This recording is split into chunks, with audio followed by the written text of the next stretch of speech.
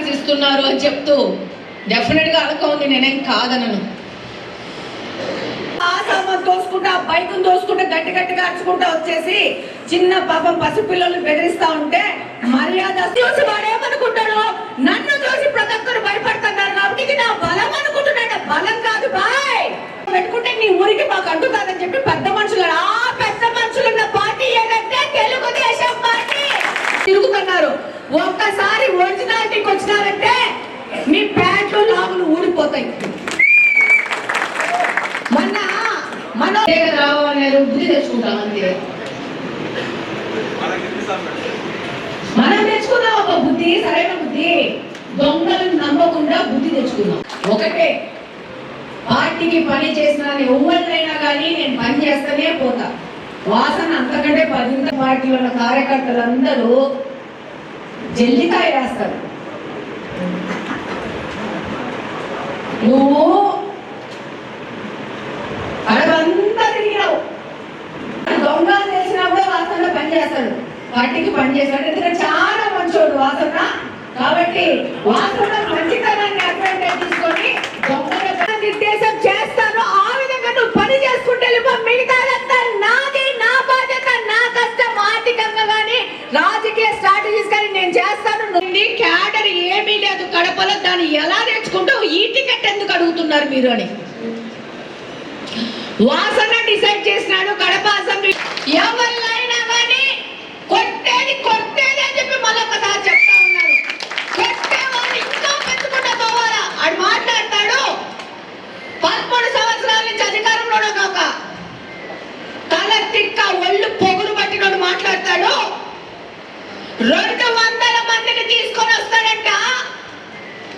తెలుగుదేశం వాళ్ళకి దాచుకోవడానికి దాక్కోవడానికి స్థలాలు ఉండవంట. ఈ సందర్భంగా నేను చెప్తున్నాను, నేను చూసిన నా వీడియో, నేను ఈ సందర్భంగా చెప్తున్నాను మీ అందరి సమక్షంలో.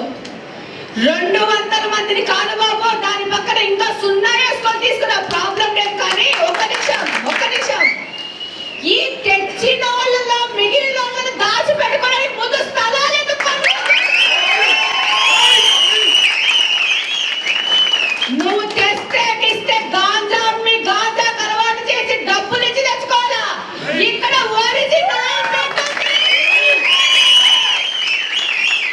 మా కడపలో నిన్ను గొడ్డలేని తీసి ఊరొదిలి పారిపోయి చేయకపోతే ఆ పని చేస్తే మళ్ళా ఇక్కడ తెలుగుదేశం పార్టీ పేరు రాస్తామని తెలియజేస్తా ఉన్నా.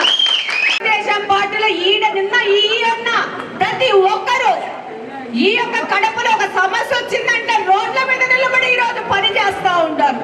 మీరా మాతో మాట్లాడేది? మా కాలి గోడి ధూనికి సరిపోవడం మీరు మాట్లాడుతున్నారు.